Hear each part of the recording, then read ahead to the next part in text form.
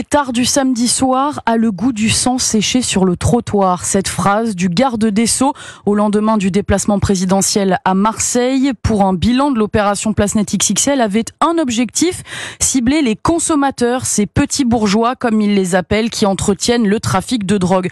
Sauf que le narcotrafic rapporte tellement d'argent, aux alentours de 3 milliards d'euros chaque année en France, qu'il fait vivre des quartiers entiers, à tel point que certains maires n'ont pas vraiment intérêt à s'engager pleinement dans le combat contre les dealers. Arthur Delaborde. Si lutter contre les trafics de drogue ne relève pas directement du travail des élus locaux qui ont avant tout un rôle de prévention et d'accompagnement, dans les faits, via par exemple la transmission d'informations, le partenariat entre les maires et les forces de l'ordre peut permettre un combat plus efficace contre les dealers et les réseaux.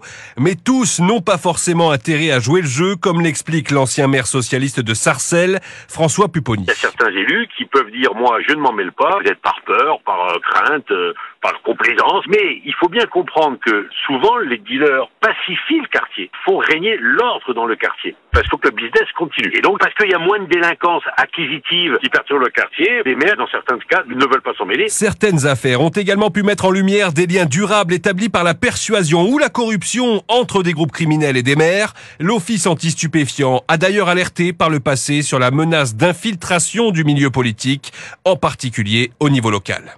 Arthur Delaborde.